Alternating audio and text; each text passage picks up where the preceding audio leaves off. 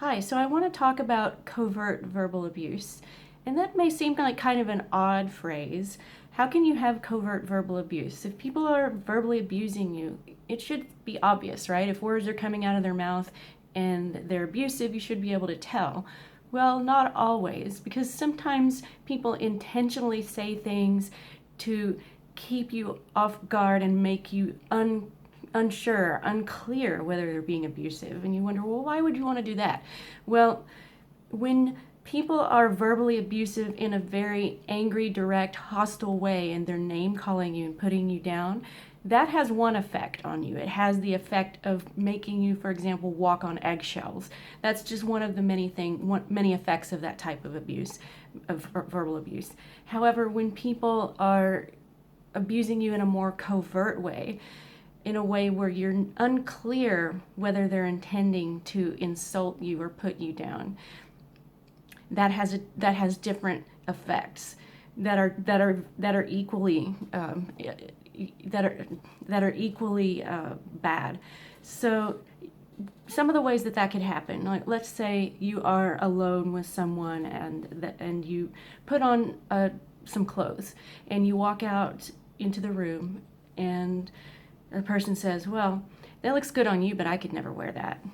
Um, that comment in and of itself may not be abusive. Maybe you don't know how they intended it. But let's say over the course of time, a person makes many comments like that. That is a pattern of abuse. When people make comments like that in front of other people, it has the terms of it has other names. It's usually called baiting or dog whistling. So what happens then is that over time, the person who is doing it might want you to react. If they can get you to react, then they might get you to look like you're being too sensitive, like you're unhinged, and the other people around the audience for the abuser gets to see only you reacting and doesn't know the context for it. Now that's one of the things that happens is the abuser gets to come off looking innocent but still got to abuse you.